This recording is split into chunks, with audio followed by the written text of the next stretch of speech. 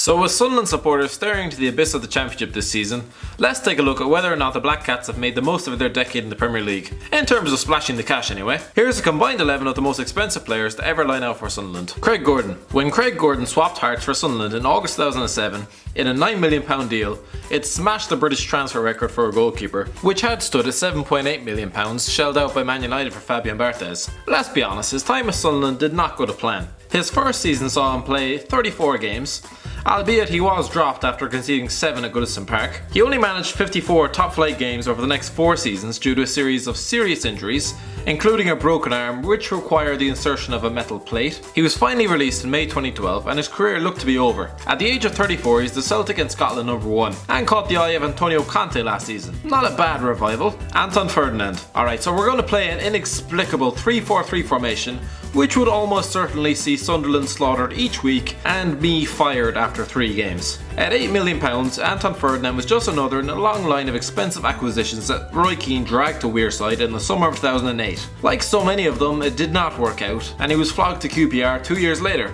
for half the price. But had he not ended up at QPR, who knows?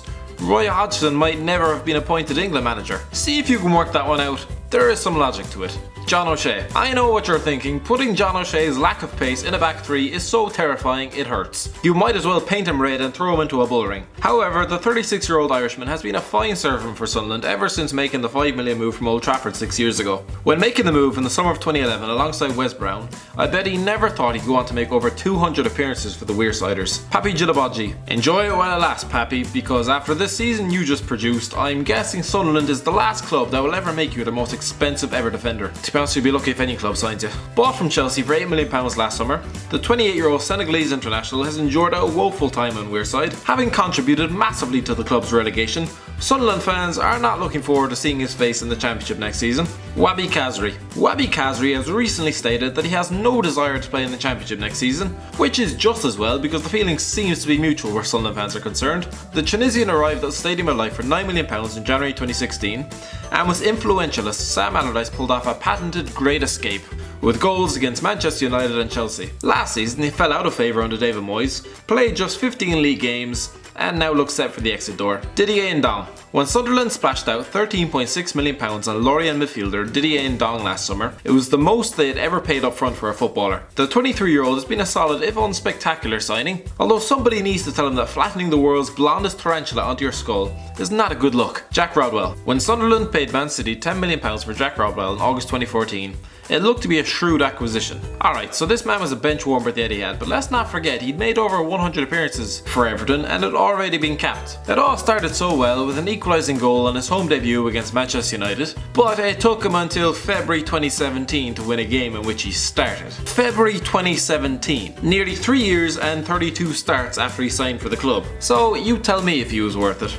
He wasn't. Adam Johnson. It seems futile to talk about this man's achievements on the football pitch when it all ended the way it did. Adam Johnson was signed by Sunderland in August 2012 for £10 million, and on the pitch he was a positive signing, scoring in 4 Tyne-Wear derbies. The fact that he was locked up for 6 years in March 2016 after being found guilty of sexual activity with a child, and his name has been muddied to the extent where even his England caps have been erased, can't really call him a successful signing. Fabio Borini. Fabio Borini is about to add a 3rd European Cup winner in AC Milan to an already star-studded CV, which includes Chelsea and Liverpool. Quite impressive for a man who has scored 7 goals in the last 3 seasons. After Sunderland supporters fell in love with the Italian during a fruitful loan spell under Gus Poyet, which might have had something to do with the late winner against the Magpies, the club harangued Borini for him to return on a permanent basis, clearly not taking the hint. Sunderland even had a £14 million bid accepted by a gleeful Liverpool, only for Borini to decide he wanted to fight for his place. 9 months later he was back on Wearside with his tail firmly between his legs, after realising how little they actually did value him in Liverpool, this time for a cup price $10 million. He's now spent 2 seasons at the club and has still not managed to equal his goal return from the loan spell, which wasn't even that impressive. Asamoah Gyan. Did someone mention money? Yes, Asamoah, we did. Who wants to bother with competing against actual defenders when you can spend half your career raking in the dollars in some Middle Eastern wasteland while bagging goals against lads who wouldn't look out of place in League 2? Sunderland supporters were rightfully fuming when a season after investing £13 million, a club record, on the World Cup star, he was packing his bags for Al Ain in the United Arab Emirates, where he predictably went on to record stats akin to Ronaldo and Messi. Darren Bent. While the costly Steve Fletcher almost crept into this team, The eventual £16.5 million outlay that Sunderland spent on Darren Bent after an initial £10 million sees the former Spurs striker into the team. Without a shadow of a doubt, he was value for money and it was the best decision the former Charlton striker ever made. While he didn't get much international recognition, Fabio Borini seemingly preferred strikers allergic to the net.